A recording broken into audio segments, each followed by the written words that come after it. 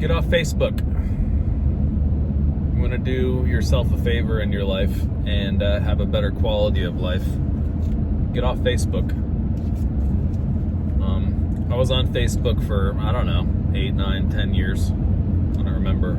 I got off in December. And when I did, I didn't think I could do it.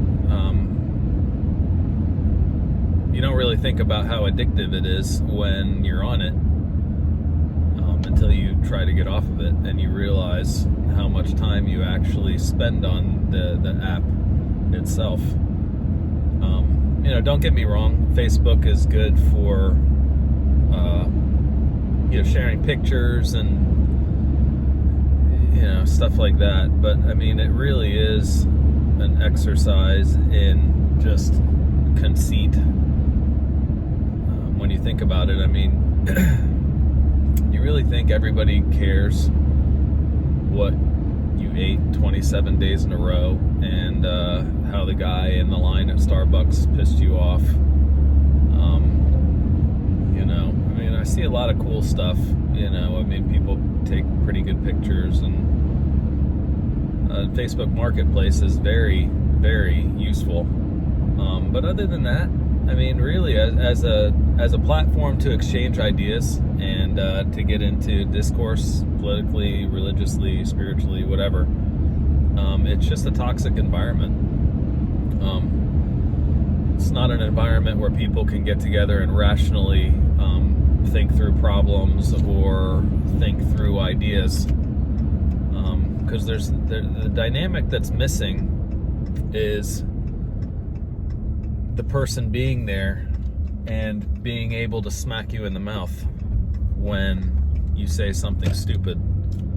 So you don't really have to think before you speak, because there's really there are repercussions and there are consequences. People get hurt feelings and whatever, but for the most part there's no immediate smack you in the mouth possibility there, which is really what keep people in check in real life. Or not so much that physically smacking in the mouth, but physical confrontation, having to look someone in the eye. If you really believe something, you'll look someone in the eye in real life and tell them to their face. In Facebook, you'll do that about everything. Everybody is a keyboard warrior on Facebook. So, as far as information exchange and any kind of discourse on a variety of subjects, Facebook is just a toxic thing.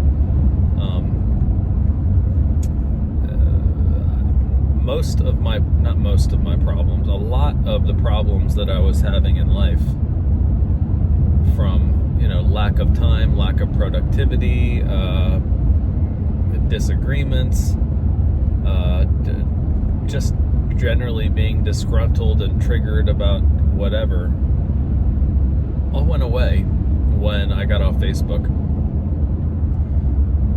There's a lot of freedom in just living in the real world. I have a completely different set of friends. It's funny, the people who I was on Facebook with, the people I conversed with the most, they kind of don't, I don't want to say they don't exist, but they kind of don't exist outside of that paradigm, that virtual world.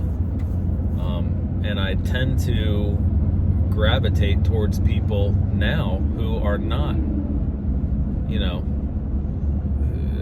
existing in that world. They're more out, doing real things.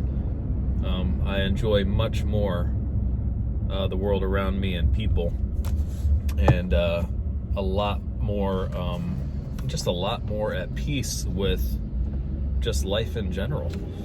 I'm not shocked all the time. I'm not, I don't want to know what people are doing. I care about people, but I don't need to know what they're doing every minute of their life. Posting things that I agree with, things that I disagree with, it's like, why? I don't care. There's so much more to that. And the funny thing is, those same people, when I get together with in real life, we don't even have those discussions. It's a much more civil thing because I don't know what they're doing. They don't know what I'm doing. We're catching up, whatever. It's just great. It's not, and the other thing too, we get together for like family, family get-togethers and whatever. And the lion's share of the conversation going on is what people see on Facebook. What people are doing, what such and such did this and that, and it's like a giant gossip fest. And they sit there and scroll and scroll and scroll and scroll with real people sitting in the room with them. It's just and I was one of those people, so I get it. But I'd look now, I'm like, holy cow, was I really that cringy?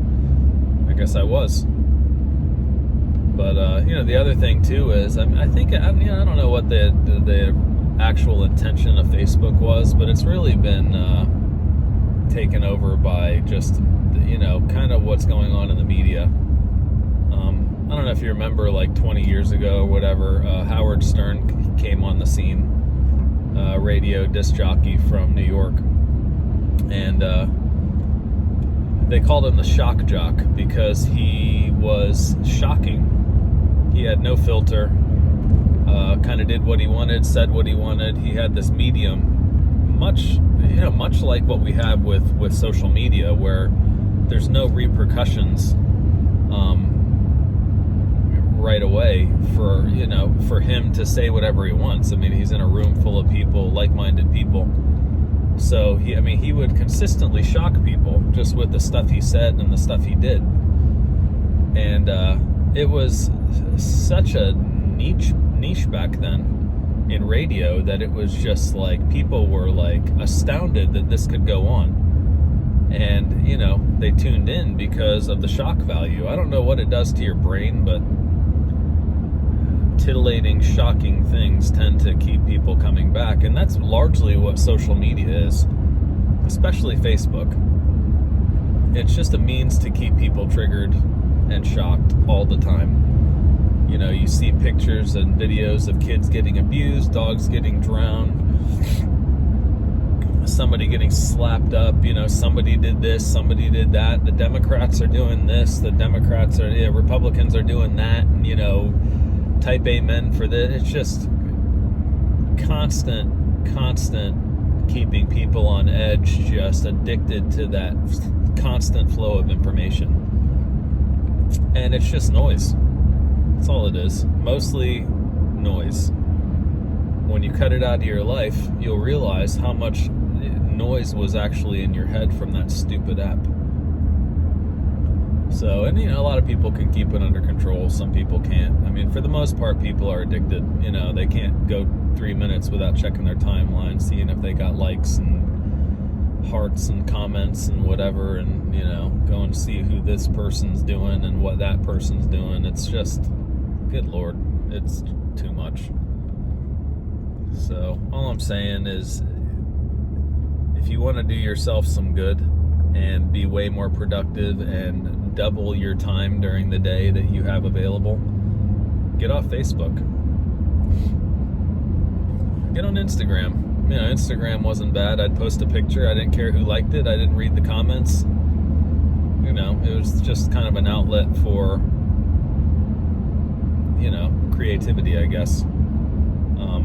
Facebook, not so much. Just an outlet for people to, speak their mind and be unfiltered and, be a keyboard warrior. So, anyway, plus it's like the other thing, like, share this post to raise awareness. Good.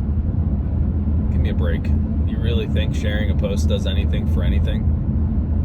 I mean, people know what's going on in the world. They've all seen the same posts that you have. So, you're not helping anyone. It's just a means to waste time. But anyway, whatever. I don't care if anybody even listens to this. But that's my thoughts on Facebook. Get off.